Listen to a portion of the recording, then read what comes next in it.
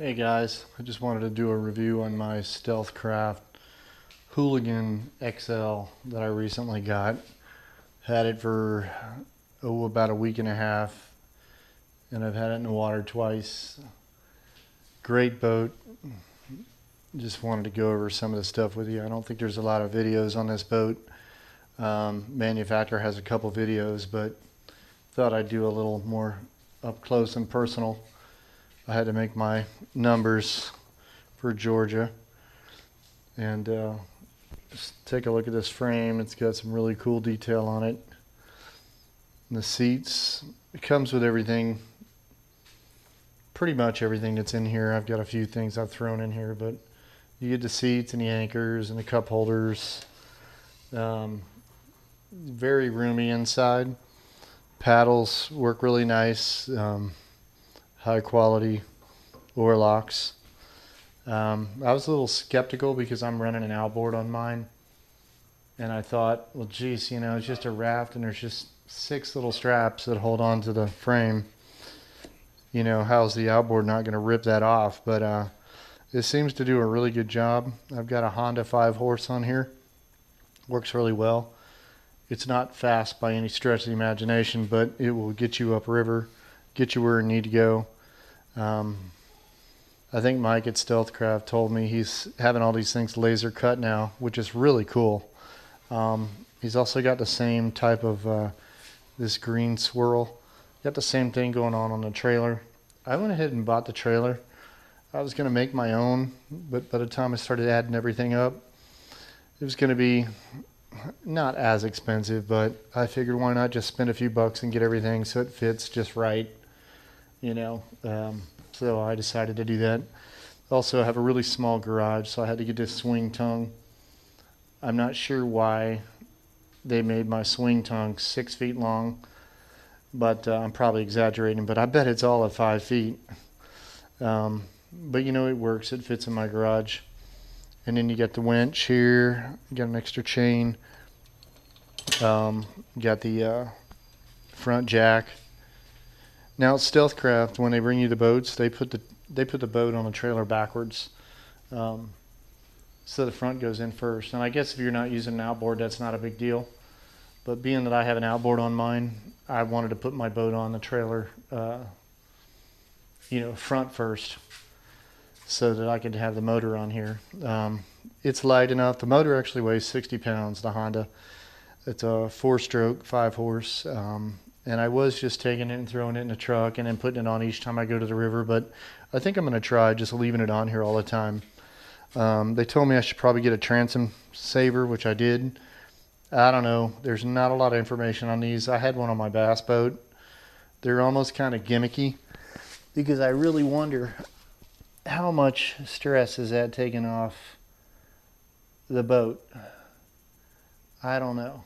I don't think it's doing too much, at least not at the angle I have it. You really need to have it angled up, I think. And I'm going to have to work on trying to do that. My problem is that it gets on the rubber if I angle it up too much. So I still got to figure that out. One thing I'm going to say on the trailer is there's no license plate mount. I asked Mike about it, and he said most people rivet it to the fender. I have friends that are in the police force, and that's actually, I'm not going to say illegal, but you're supposed to have a license plate light on your license plate. So I ended up just tie strapping it down here, which is kind of cheesy. I'll probably get a regular bracket on it and maybe try to put it under one of these LED taillights, which by the way are really cool. The lights on this trailer are awesome. The rollers and everything are killer. This is basically a standard drift boat trailer that we're just putting a raft on. The ratchets here are really cool. They're built into the trailer. I know Mike shows this on his video. You push a button and it releases a strap. You just hit it like that and tighten it back up again. Very cool boat. Here's some room up here. The seat, got a little cup holder here in the back. The seats come off. Here's a look from the back. It's really got a lot of room in it. I go fishing with a buddy of mine. It's about 240, and I'm about 190.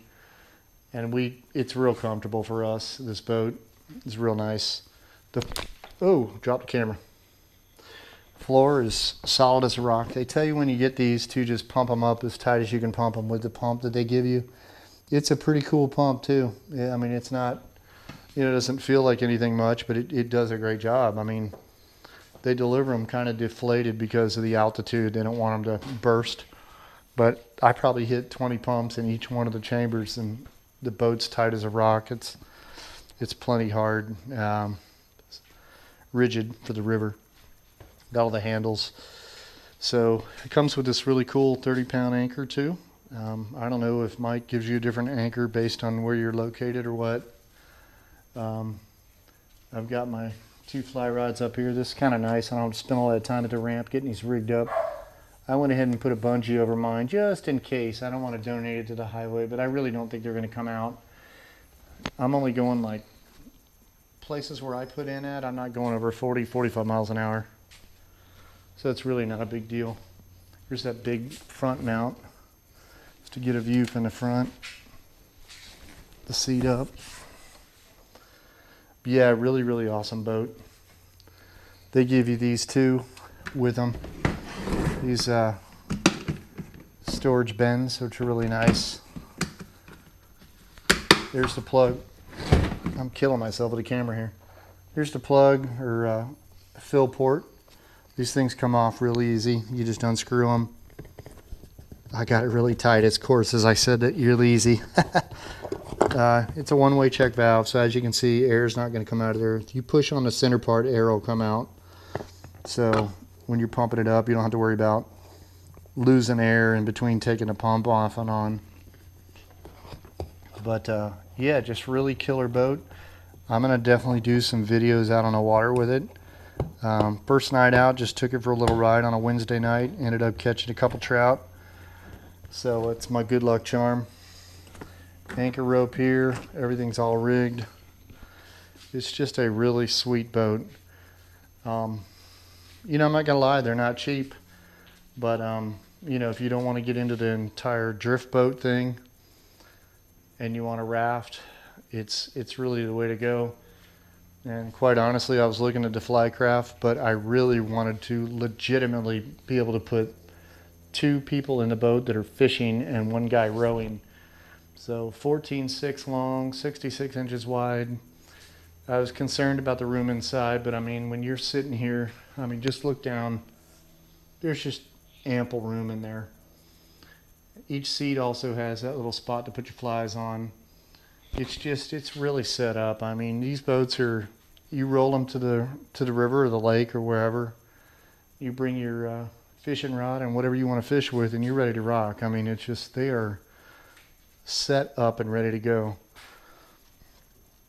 I will say about the tricked out paint, I really do like it, but putting my outboard on and off a couple times, it's already chipped up pretty good. I plan on owning this boat for a long time, so if this ends up chipping off a lot, I'm going to have it sandblasted and I'm going to have it bedliner material painted on there. I think bedliner would be a little bit better, a little tougher. It's probably stronger, and maybe it's maybe the reason they don't do that is because it would scratch on the rubber. It would be kind of like sandpaper on the rubber. Maybe that's the reason why they don't do it. But that bedliner material is just awesome. Either that or powder coat. I assume this is powder coat, but I don't know. I've had powder coat on car parts that seemed really tough. This stuff, at least from where my motor goes on, it kind of chips easy. So I'm not 100% on that. Anyway, that's it for now. I'll have more videos later. Thanks.